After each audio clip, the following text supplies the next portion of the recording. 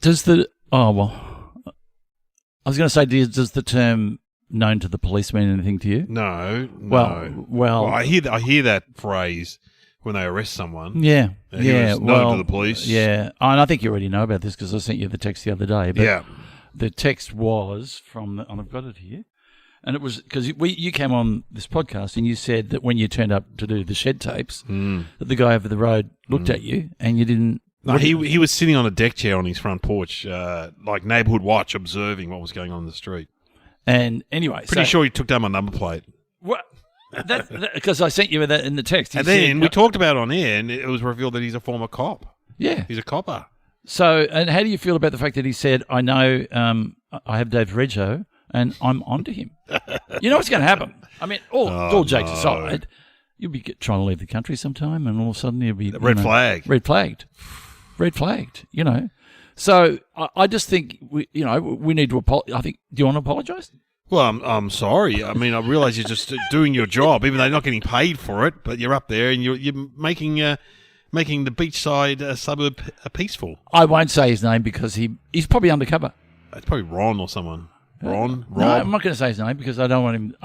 And knowing that he's there is very reassuring for me. Of course. Is there anything more reassuring? I mean, and if you and I fall out, I just need to go and knock on his door. Yeah. And you'd be picked up one day, taken away. And the classic, you see it in TV shows, you get pulled over and all of a sudden there's a bag of marijuana in your glove box. Yeah, like, it's exactly. not even mine. Where'd that come from? So you just better watch your step. I've got power over you now. God. Now, that's not all that has come onto my radar. The Dave O'Neill has come onto my radar two ways. How? Well, I got to meet a fan of the show, a friend of the family and a big fan of the show, meeting her for the first time, and Lizzie. And Lizzie? Do I know Lizzie? Or? No, you don't know Lizzie. No, she's it's lovely when you meet your fans and they're delightful. Yeah. Isn't it great? Yeah, she was lovely. From Ballarat. Well, it's not like you meet anyone, you walk down the street, but a group of neo-Nazi skinheads walk past and they go, "Hey, there we are. We love your show, mate. We all sit together in the skinhead clubhouse and we bloody love. A bit more racial stuff would be good. Well, we love it. Russell Quid has been used in some rather interesting ways. Yeah, dubious. I won't go into the details. Well, sort of nationalistic stuff. And, and nothing I can do about it. If you haven't read some of those, I had nothing to do with it. Anyway. She was saying, I love the show, blah, blah, blah, very nice. And it was just lovely hearing her talk about, and she knew the catchphrases. Where'd you meet her? At the family beach house. Oh, okay. Right. Okay. A friend of my nephews. Okay. That you've met. I've met one of you. Yeah. Sure. Well, that one. Yeah. Which is Pat, who's back in the country. Anyway, she was saying, having listened to Dave, here we go. Yeah. Having listened to Dave, I reckon he'd be a really good father. Oh, wow. There you go. Good on her. How old's Lizzie? Well, I said, do you know that he's in trouble with the police straight away? Do you know the police he's known to the police. How old was she? Is that what you said? What's her age? Is she a middle-aged woman? I would say she's, I hope she doesn't mind saying that she's happily married with one child expecting another. Okay, so she's in her 30s or 40s. Yeah. And are you a good father? Well, what would you give yourself out of 10? I'm estranged at the moment. I haven't seen him for a few months. It's been good. I've been with that block of flats around the corner. I mean, I keep my eye on them. Well, look, I try and be a good father. I mean, it's hard because my daughter's 17 and Taylor Swift's on this weekend. Oh, it's big news. And you're going? No, I'm not going. I thought you were going. Because you were going with the Tay-Tay references and everything. I'm thinking... I said to her, my wife's going, and I can't walk past 14-year-old kids crying because they didn't get tickets. I'm not such a big fan. I like it, but I'm not, Oh, because if you were there, then that'd be a young girl who didn't get a ticket. I've been doing a joke. It's like when I got on a plane and I saw Grant Denyer in the exit row with extra leg room. I'm like... It's not right. Anyway, it's not right. It's not right, me going. It's not right. Yeah. Anyway, but she says I'm not very good with emotional stuff, which is true. Oh, this is your 17-year-old? Whereas my wife's very good at that kind of stuff. But the question is, do I think I'm a good dad? Well, yeah, most of the time, yeah. I mean, you only can model yourself on your own dad. and then what you think you should be doing. But my dad didn't have a dad, so and Kev was a great dad. So Yeah. and he was pretty involved with us. For that era of the 70s and 80s, he was pretty good. I don't think that. I mean, with my dad, they're not bad dads. They're of their own Product of their time. Yeah, absolutely. Product of their time. So they weren't involved with us that much. No. But these days you're really involved with the kids and teenagers and stuff. Someone's carrying plates around. That's all right. So yeah, I don't know. You just got to be there for them basically. And talk to them. Out of 10, what was it? 7? 7.5. 7.5. Yeah, 7.5. Yeah. I actually think I reckon you're more than that. But your daughter said not good with emotional stuff. Talking about feelings and stuff like that. Oh, God. I'm not. No, I don't want to. Want me? Because I'm pretty good at that stuff. Talking about my feelings. Yes. And how I'm really feeling, and what I said to my therapist this week, and well, the thing about me though, I've got time too because I'm a comedian. I've been around a lot, so that is one good thing about that kind of work. That I do go interstate a bit to do gigs, but I'm around a lot. So, but I won't be there at Taylor Swift. I'll be in Wollongong. So, yeah. Oh, okay. Yeah. All right then. Well, Lizzie, thanks for your feedback on Dave. He gives himself a 7 out of 10, and she's, she'll... Good on you, Lizzie. Yeah, she's great. Anyway. And maybe a husband can try and reach the heights that I've reached as a father. Try to ring me up. I'll give you some she might be tips. saying to him, you're a good dad, but you know Dave O'Neill. You know Dave O'Neill. Darling, come and listen to Dave talking about his kids over here. This is what you should be doing. Yeah, get down the park. Yeah. I've spent years down that friggin' park. Yeah, pushing the swing. Oh. Yeah. I'm the one that takes him into the ocean, all that stuff. Yeah. But that's fun anyway. I always like that. It's fun. Yeah. All right. Here comes the music.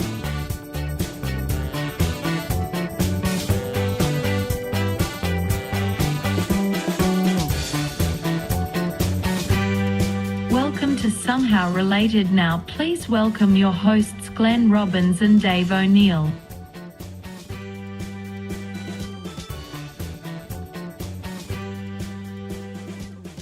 All right, here we are. And welcome to the show. If you haven't listened before, we got 2 topics. We've got to work out how they're related. 2 topics. And sometimes 3. Have we ever had a 4? Maybe. I don't know. I think we have had a 4 one time. Yeah, we did. We got 3 celebrities in pizza. Yeah. And they were all worked in pizza delivery, I think. That's going above and beyond the Call of Duty. Come on, Sam. Yeah. Well, what are the topics, Sam? Airbnb and inflatable mattresses. Wow. I've never stayed in an Airbnb in Australia. Have I stayed in one in Hawaii? In Hawaii. Well, when you go on the road, do you lean towards the hotels, the motels? Hotels. The Airbnb? So you would never do an Airbnb? I'm trying to think whether I have done an Airbnb. I don't. Maybe when I've been with someone else. But even when me and you went on tour, we stayed in hotels, didn't we, or apartments? I wanted an apartment where we could open the window. I don't like staying in hotels where you can't open windows. Oh, that's no good. No, I agree. Sleeping in air conditioning does not. You never wake up feeling good, do you? No, I turn it off at night. I turn it off. I was just up in Brisbane where it was so hot and humid. I just turn it off at night. And is it a hotel room? Yeah, it was a hotel room. Surely you might suffocate. You're not going to suffocate. Well, the only air is under the door. Yeah, you're fine. Jeez. Okay, so Airbnb. No, but I know it's very popular. And stands for bed and breakfast, doesn't it? Oh, is that what it's? Yeah, I suppose so. Yeah, but you rarely get breakfast though at an Airbnb. There was a thing called bed and breakfast. I mean, that's something new. And that would be what? That would be you go up to Dalesford or somewhere and stay in the B&B, and the lady would bring you breakfast. And that would be like would that be like a hotel? No, it's normally a person or a couple that runs. And it's only B&B is only one room, or it's a few rooms. No. It's like Fawlty Towers. Is it like that? Yeah, that's a hotel, though, isn't it? No. It's like when you go, and it's. I've been ones where they're like a cabin in the back of someone's house, or they own an old house. I've been to ones where they're in that house with you. Well, that's what Airbnb is. Yeah, you've got a section of the. No, Airbnb, you do tend to get the apartment by yourself, I believe. But you can sometimes just get a room. But my brother has an Airbnb, and he's got the upstairs, and they've got the downstairs. Yeah, that's quite common. So my mother-in-law did that too. She had like a cabin on the property and they got in the main house. And I've stayed in one. I have stayed in one in Tasmania because someone else booked it, and I was in a basement sort of flat, and the people were above me. If I was a B&B before, would I just naturally transfer over to Airbnb, or would I keep my Airbnb going? Well, an Airbnb is just a website. It's just like it's just a website where. So I may as well join up if I'm bed and breakfast. I may as well join up the Airbnb. Well, you may as well, but I think they take a fair whack. Or if you're just running a B&B, you can just run it yourself and get your own website, or just. Sometimes, like my mother-in-law had like an agent she had one in Dalesford, which is a very popular tourist place, and he would take a cut, he would get all these things, but then she set up her own website and would just take direct bookings. So that's what that used to happen. And now if I want to book one now, because I know with my brother's one who does it with his partner, we could probably ring him actually. He's I think they're called Superior or something. Oh, he's high up in the Airbnb world. Yeah, he's like like in Scouts he had a sixer. Yeah. Yeah. No, in Cubs he had a sixer. And a seconder, yeah. And a seconder. He's like Superior, so he's got a really, Queen really good Scout. one. So he's got, my brother got a few Airbnbs in Queensland. When you say he's got them, what does that mean? He owns properties. Oh, really? A few properties. So he lets out the whole property. Yeah. Yeah. And they get a lot of people, like business people. That's more house rental than it is. Yeah, but it's short term. Right. It's short term. And is it threatening the hotel industry? Yeah, of course. They'd be shitting themselves, wouldn't they? Yeah. And it's also ruining certain cities like Venice, Barcelona, because people are just going, well, I could stay living in my villa or my flat in Venice. I could just rent it out on Airbnb to all these people paying thousands of dollars. And so you get these cities that have no one actually living in them, like no local residents anymore. And they've had protests in Barcelona. They've had protests against Airbnb. Oh, really? Yeah. Because what's the detriment?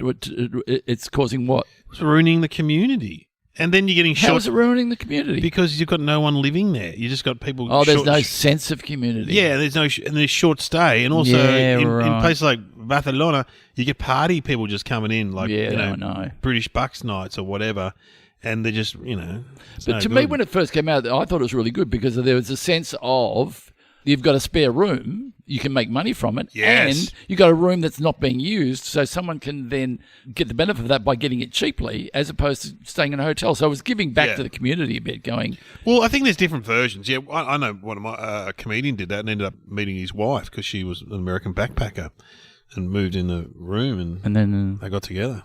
And they got on the old Airbnb. She got more than bed and breakfast. Well, she got bed and breakfast. What's that joke? How do you like your eggs in the morning? Unfertilized. So, how long has it been around for? 10 years, maybe. Do you reckon? 10, 12, something like that? I reckon, yeah. I reckon. Yeah, I'm going to say late 2010, I don't know, maybe but 2000. I do love reading horror stories, though, Airbnb horror stories. Can you read those? Well, yeah, they're on the internet where you turn up and it's just not like in the photos. There's got these ridiculous rules and stuff, like no noise after 9 p.m. and etc.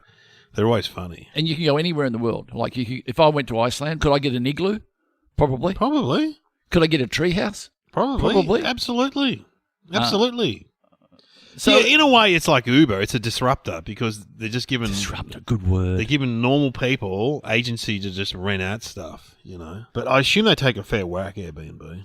Well, you'd have to really, because if you're going to come to the pool, you want to go. If you're going to join the pool, we're going to make money out of that.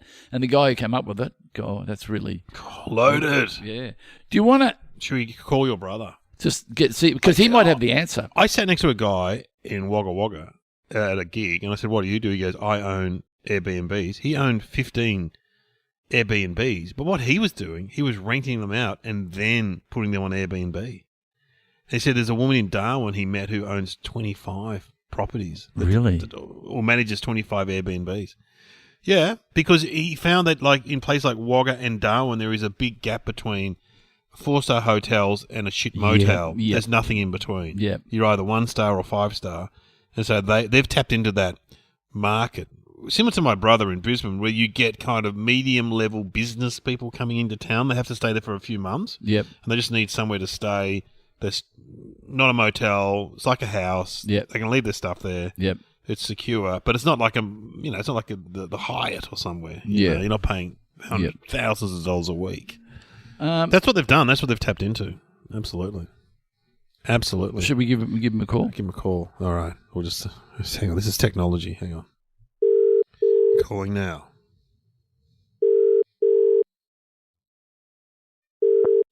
Exciting. It might be working. Hello. Hey, Neil. Glenn. Oh, hi, Glenn. Yep. Listen, this is, as you know, I do a podcast with Dave O'Neill. I'm here. And Hi, we're Neil. doing it right now. And the topic today is Airbnb and an inflatable mattress. I was telling Dave that you have your own Airbnb with Jane, and Apparently you've got a superior rating or something. what are you? What are you again? No, I don't have an Airbnb. Well, they're one of those strange people living below you. Why did you ring? Yeah. No, we've got a lovely Airbnb in Sydney. And so What are you? You're a superior or something, aren't you? Oh, I'm a super host. Superhost. And so are they below you, below your house in a flat or something, are they? Or Yeah, we've got the house is it's Jane's place, actually, not mine. But the house has an apartment downstairs. When she built and designed the house, because she's an architect, she likes saying that. And and when she built it, she intended that to be an apartment for her boys to come back and live in so often. But when I moved up to Sydney about 6 years ago, I wasn't too sure what I was going to do. So we said, why don't we try it as an Airbnb, thinking it might just be, 20 grand a year or something. It's a little bit of income. And it turned out to be a cracker. wow, because you're in the eastern suburbs of Sydney, aren't you? You're somewhere nice. I know. Yeah. Before. In Watson's, we're- we could give it a plug, couldn't we, Neil? Couldn't we? You're What? Watson's Bay. The Camp Coast Tropical Retreat. Yeah. And so how much a night for that? Like if I was to get Friday, Saturday night, is it? Well, I do mates rates, mates of the show. No, but not say if I'm just a stranger. What is it like 400 a night or something like that? Or Oh no, not that much. No, Oh, it would be peak rates would be $300 to $350, and at the moment, not at the moment, but winter time it goes down to about $250 to it's $280. cheap. And so, what sort of people want to stay in the eastern Has suburbs? writers come and stay there and write books there. It's that good, don't they, Neil? Don't they? Yeah, we have an author that comes from London every so often. It's still in the same book. It's a bloody long book. But she's coming now for about three or 4 years. Sounds like a drug smuggler to me. That's just the cover. And she's lovely. She's lovely. But she was there one year, and we had this massive storm, and all the sewer system and the stormwater's all around Watson's Bay are all really old, and the stormwater backed up, and our whole backyard flooded, and she got flooded out, and she had to come and stay with us upstairs. So we got to know her really well. But, Wow. yeah, it was classic. Are you those sort of creepy ones that hang around? You know, those you get the host. Jane goes downstairs every so often with just a dressing gown on, and she'll right. pop down the side of the house, and she'll just, everything all right? Can I get you anything? That sort of stuff. Looks in the window. When people are there, do you feel like you've got to be? I know I've been there, and we've had to sort of. Do we try to be a bit quiet? Do we? When you've got guests in? Yeah, we're just a bit conscious. We don't want to make... Because we've got the dog, Henry, our beautiful black lab, he barks whenever they come in and go out. Of course. But thankfully he's, they get to meet him. It's only the occasional people that don't like dogs. Have you had any problems though? Like the nightmare is schoolies, that kind of thing, or young people, young men. Yeah, but I think the difference with us is because we're living on site. People touching wood now. And I'm down Anglesey at the moment, beautiful. And we've got guests there at the moment. So it's a bit of trust that goes on. But the Airbnb rating system means that, you do something nasty, I'm going to really give you a bad rating. Didn't you try to get someone to leave early or something? Didn't she let you know she wasn't happy? Did I tell you about that? Yes. The French lady? Yes. Bonjour. What happened? Well, I made the mistake. She wanted a late checkout, and I said yes, and I completely forgot about it. And I went downstairs at about 11:30 to say, "Well, come on, off you go. I've got to clean this thing." And she got really narky with me. She said, "You gave me at 2:00." I went, "Oh, yes, I did. I'm so sorry, so sorry." And then when she did check out, I went downstairs with Jane, and thank God I found it. She left little deposit for us in the bathroom. Oh, she didn't flush. Yeah, big business. A French one. It was like a baguette, yeah? No, it was like a croissant. It had a point. Croissant.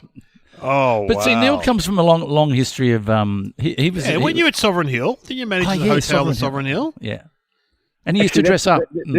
There's a theme here because I had a guest at Sovereign. Yeah, I managed the accommodation hotel at Sovereign Hill, and I had a guest there. The guest had checked in, a lady and her family, and she rang me straight away, and she said, "Are you the manager?" I said, "Yes." And so, "I need to speak to you. I need to see you straight away. Come to my room. I have something I want to show you. I'm disgusted." And I went, "Oh." And I said, "What is it?" She said, "Someone's used the toilet." Oh, it hasn't flushed. And I went, I'm thinking, oh, one of the cleaners has used it or a maintenance guy or something. And then she said, "And it's big business." Like that. All right. No. And as I'm walking, what do you do? What do you say to someone? Well, just flush it. Into your hotel. Well, anyway, I was trying to think, I'll offer her this, I'll get her that, and all these things. And I knocked on the door, and she opened the door, and she said, "Oh." And then in the background was her little daughter, and she was crying. And what had happened was she'd used the toilet and didn't tell Mum. Oh, okay. And she was so embarrassed. Big business. But it was big business. Tell the story about when you were working at the Hilton and when you pretended to be espionage guys. You remember that? Yeah, you had a complaint from a room. Didn't you? I think you've told the story. Have I told it on this podcast? No, I haven't heard it. I don't reckon I've heard it. You did the story where you tell it now. What happened? Well, when I was at the Hilton, I was a duty manager in those days, and one of the things you did at about 2:00 was to go and check all the rooms that hadn't actually checked out at reception. So to see if they were still there, they just skipped without paying, whatever it was. And anyway, I was walking down the corridor and knocking on doors and checking, and I ran into one of the security guys, and he said, "What are you doing?" I said, "I'm just checking rooms." And he said, "I'll come with you." And then we stood outside a door, and he put his finger up in the air like it was a gun. And then I went, "All right, I'm playing games." So I put the key in the door, and I pushed the door open and went in and pointed my finger like a gun. I'm an adult. Like, I'm a duty manager at a 5-star hotel. And here I am. I'm burst into this room, I'm pointing my finger, and I look over my shoulder, and I sort of tell him to come in, but quietly. And there's a guy lying on the bed, stark naked with an erection. And what? And the bath was running. So clearly what he'd done, he had come in, got off a late flight or something, lay on the bed, get ready for the bath, and fell he's asleep. woken and you up. know what it's like when you fall asleep on the bed naked on your back, you're going to get an erection. Are you? And he's woken up to some bloke standing Two there. blokes. And I woke up, I was standing there and had this man there pointing at it, which I don't think is appropriate. Did he wake up? And I said, "Do you need any more towels?" And he said, "No, I'm fine." And that was it. Just a hand towel would be fine. Yeah, mini bar. So can we ask Neil whether he knows the answer? Well, can we ask firstly, how much cut do Airbnb take? They got a set rate, haven't they? Like, is it 30% or something like that to use? I think it's about 13 or 14%. Not too and bad. they take 3% off me, so it worked out to be about 19% or something. Yeah, So right. Oh, it's not too bad, is it? that's not too bad. Yeah, it's reasonably good. And look, it's been great for us, and I've enjoyed it. We've had lovely guests, lots of fantastic guests staying with us from overseas, and Fantastic. a lot of locals as well. So it's been really good. And yeah, we'll probably do it a bit longer because I need the money. Why are locals staying there? Why? They just have a break? Well, if you're living out, some western suburbs of Sydney or something, you want to stay, because we're by the beach. We're by this great little beach called Camp Cove. Oh, okay, I get it. So it's very, and you're close to the ferries. So it's Beautiful. all very. Can we say who your neighbour is? Should we do that or not? Should we not give it away? Who's it? Which ones? I got lots of them. Malcolm Turnbull. That's a bit in that. Malcolm Turnbull, Neil gets his hair cut at the same barber as Malcolm Turnbull, don't you, Neil? Yeah, well, I used to. They had I used to go to this barber in Rose Bay, and they had the Prime Minister's chair. And that was, so he used to come in and get his hair cut there. Yeah. But he wasn't a very good barber, so I've switched. Oh, okay. So Who's the neighbour, Glenn? Your question? Oh, is it Alan Jones? Yeah, look, I'll just say he was on The Apprentice. Oh, that rich guy. I can't remember his name. He lives over the road. Yeah. Yeah, and also, I can never remember his name, Mad Max director. Oh, yeah, George Miller. George Miller, he's down the road. And these people can come and stay at this place. Wow. Sounds like we're doing it. I'm gonna go stay and have a party, see what happens. Yeah. Look, you'd be very welcome for the price, of course. No. Yeah. Do you know what's answer? related? Airbnb and an inflatable mattress. Do you know what the relationship is? Airbnb and an inflatable mattress. Oh, yeah, look, that seems fairly. I want to say fairly obvious, but I can't think of a relation. But you're checking on an Airbnb and it's got an inflatable mattress. I don't know. I can't imagine an inflatable mattress. Well, it probably is as simple as that. Inflatable doll, maybe. Have we got it mixed up? Well, we do get funny things. Of course. I cleaned the apartment once, and I found a baby's toy, and we kept it for I don't know how long. And Jane's got a grandson in New York, and they were coming out, and we kept this little inflatable, this little toy for him. Anyway, when they arrived, the son said, "Mum, that's a butt plug."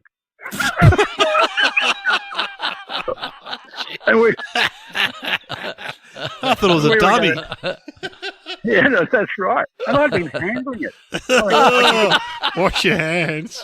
And there was a little buzzer switch on the bottom. Oh, wow. And I thought, how cute's that? See how Sammy play with it? Well, we'll leave it on that. We'll leave it on a high. Hey, thanks for talking to us, Neil. Thanks, Neil. Terrific. Good on you, Dave. Thanks, Glenn. Bye. See ya. Bye. All right, well, Airbnb, let's do air mattresses. Do you want to talk air mattresses? You would have had a lot to do with them. Inflatable mattresses? When you went on a Scouts. scout camp, Yeah. were they supplied by the No, troop, or did you take your you own? take your own. And did yours have an A inflatable hole in it? Well, Nothing worse. nothing worse because you don't know how slow they're leaking, and if you happen to put your Lilo on a rock You wake up in the night. with a rock in the middle of your back. Terrible. Lying on the ground, nothing worse. Yeah. And did yours have an inflatable pillow? Because I reckon those pillows were awful. No, the pillow was kind of built into it. That's what I'm saying. So you Yeah. didn't take your own pillow? Because No. I remember seeing some scout camps, you'd see them taking their own pillow. Their own pillows. Yeah, no.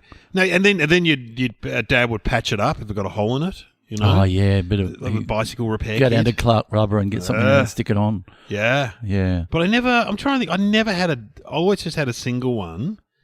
Even when I got a girlfriend, I never had a double one. You know what's essential, though, is the pump. Yeah, I know. Because you blow hard and you get a bit lightheaded. Oh. But you see them now, they're big double ones. Yeah. Which I would imagine that if you roll, they pop, don't you? You know, if you Yeah, you'd get on one reckon. side, be hard work. Very convenient, but would take you such a long time to pump it up. Oh, yeah. And then I remember when we were kids, we didn't have surfboards. We used to take him in the surf. Oh, yeah, it was called a mat. Yeah, you take your inflatable thing. And it was a bit shorter. Oh, Yeah. you're right. There was a time when you would take the inflatable and they were just hopeless to ride waves on. Yeah. Because they would buckle up. Yes, Yeah, you're right. Yeah, because they didn't. You're right. The bottom was never hard enough to push through the water. And then even with the ones the kids have got these days, because I went on a few of the school camps, they're better, but getting the air out of them is really hard. Yeah, I know. Yeah. Because they've got these ones that sort of fill up themselves. You open a valve, Yeah. they kind of fill up with air themselves, but getting the air out and rolling it, that was always the hardest bit, rolling it to get the air out. Yeah. You have to roll it up. Yeah. But, I mean, What are they made from? It's rubber, isn't it? it's rubber. And it's vulcanized. Is that the right word? Is that what it is? Yeah, it probably is. Vulcanized rubber.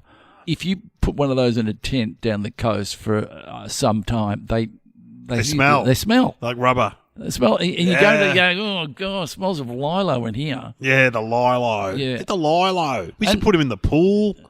A lilo is I mean, we Good shouldn't sunbake, but lying on a pool, if you get it right, Yeah. you get the right amount of water lapping over the side, Beautiful. and just put your hand in the water and get your pina colada or whatever it is, and just good. float around there. I wouldn't know who had invented it. I don't know what that would be. It's not like something else. It would have been made exactly for what it was meant to be made for. You know what I mean? Yeah. Yeah. I mean, I don't know. So it was always disappointing when you went away with your mates to someone's beach house and you had to get the air mattress. Oh, yeah. Yeah. Oh, do I have to be on the lilo? Yeah. Or if you were in a tent down the coast with your mates and you happen to, Meet a girl. hard work on the lilo. Yeah, hard work. But, fond memories. You make it work. You do your best with what you've been given. You just don't want it to pop. No, exactly. Crack. What happened? Don't worry what happened. Just keep on doing what we're doing. It's uncomfortable. Really, I don't know. What can we say? Where do you... Clark Rubber. Clark Rubber. Clark Rubber. Kmart. Buy one at Kmart. Yeah, buy one online, buy one, Camping shops. Yeah. There must be really hardcore ones now that we're not aware of. We'd think there would be a 2024 version of it. Yeah, well, these kids on camps had them. They're just, as I said, they sort of self-inflate, but they don't look as comfortable. They're not as big, I reckon. No. A lot of the time people just take a bit of rubber and roll it up. Yeah, that's even worse, though, isn't it? But I mean, remember there was always one kid with a really big bit of rubber, like a really big bit of foam mattress. Oh, that's right. Rolled up. Oh, that'll do. I can't think. I mean, you get single ones, you get double ones, but they're all basically the same. That's interesting. I don't reckon the design of the Lilo has altered in the last 50 years. I reckon you're right.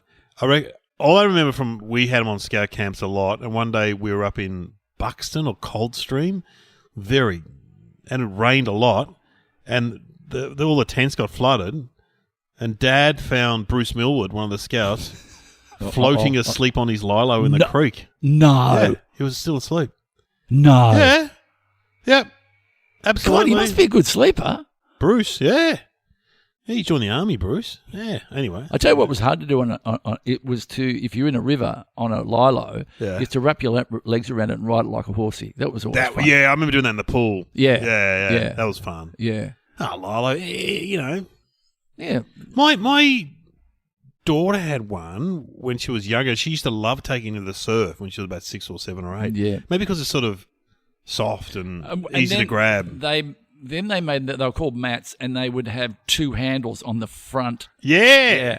And it was it tended to be the guys rode the boards and the girls rode the mats. Yeah. But nowadays when you go in the water, where I surf, there are more girls than guys. Yeah, on it's fantastic. Surfboards, I'm surfing all sorts of boards.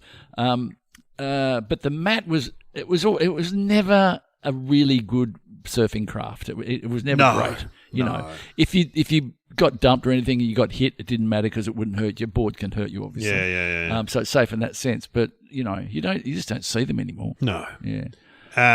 We'll have some thinking music. What could we have? Does Airbnb, they have an ad or anything? Yeah, they do have ads, but they kind of, you watch them and go, what's this about? There's someone running through a holiday house and staying in somewhere exotic. Then it's Airbnb, Is there nothing to do with mattresses? Is there a mattress ad? There might be a Clark Rubber ad. Clark Rubber. There's the catchy one. What is it? What's the Clark jingle? Rubber song? Better than a beach in your own backyard? Oh, yes. Clark Pools. Clark Pools. Better than a beach in your own backyard. All right. Well, let's have a listen to that. Hey, it's Clarky. Swimming, soaking, splashing, joking, playing after working hard. Clark Pools, better than a beach in your own backyard. Wow, Clark Rubber. Better than a beach in your own backyard. When I think about, because you had one of those pools, didn't you? Yeah, absolutely. Were they bigger back then than they are now? Yeah, they were big back then. Yeah. I've probably told the story before, but you had aunties that weren't real aunties, but you called them auntie? Yeah. Yeah, well, how this auntie, she lived a few streets away, and I used to go there because she had a pool, and I'd go there after school, and I was probably about 10 or whatever, and my mum came as well, and everyone was just getting in the pool, let me swim. And she said to me, can you dive? I said, yeah, I can dive. I did a big dive. And he goes, and now I bet you can't do a long swim under the water. I said, I can. And she goes, okay, Oh, God. Swim between the legs? I'll swim between her legs. And I dived down and I kicked her right in that. Oh, no. It was a big kick. That was whack. And she never had children, that auntie. Anyway. Oh, boy. So what's the answer? Maybe I'll go. Maybe Airbnb. Maybe initially Airbnb insisted that everyone have a inflatable mattress. Yeah, that's something along that line. I reckon it's got something to do with the air and mattress. Right. I reckon the first one they ever had, that's all they had. They didn't have a bed. They just had a mattress. Right. And they rented the room out just with an Airbnb. It was an Airbnb with air bed. That's why it's called Airbnb.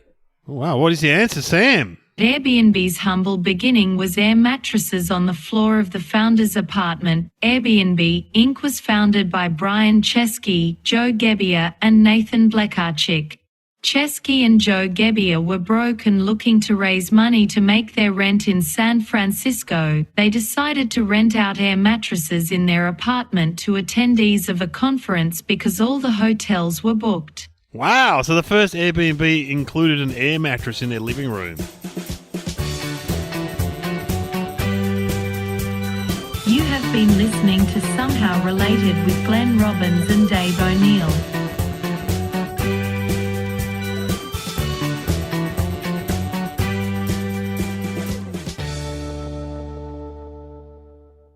Gee, imagine turning up for that accommodation. It's a bit shit. You're in there, near the TV and the dog bed. Crap. Jeez, and they went on to be multimillionaires, those guys. Multi-millionaires, and that just goes to show if you get a good idea. Yep, just go with it. Like, go for it. You know, this podcast. We could be making millions. We probably are. We don't even know. We are. We just need someone like Oprah to say, we listen to your show. It's a great podcast. I love it. It's 2 ideas. I think it's 2. It could be more than that. Or Trumpy. You know, I've been listening to this great podcast. Yes. Dave, funny guy. Glenn, pretty funny with these characters. Great show. Love it. Listen to it every week. Get onto it. It's awesome. So anyway, there you have it. If you are staying, if you're an Airbnb person, Yep. try and be a super one like my brother. Yeah, that's the superior one. They come up with a better name than Super B. Super I know. BB. So it should be Superior. Superior, like a mattress. Yeah. Yeah, it all ties back in. Yeah, mattress. And if you are sleeping on a mattress tonight, Yeah. we're thinking of you. Yeah, if you're sleeping on a mattress right now, just have a listen. Hang on a second. I think I can. You're leaking. When we had our cousin come and stay, she used to, because we didn't have a mattress, we had a stretcher. Oh no, they're uncomfortable. The army stretcher. The army stretcher. Yeah. And she would sleep in the lounge room, and we snuck out one morning and put a speaker under her mattress. No. And it wasn't appropriate, but she came from quite a religious family, and and we pretended to be God. Oh no. Yeah. This is God speaking. Hello. This is God speaking. Stop touching yourself. Oh.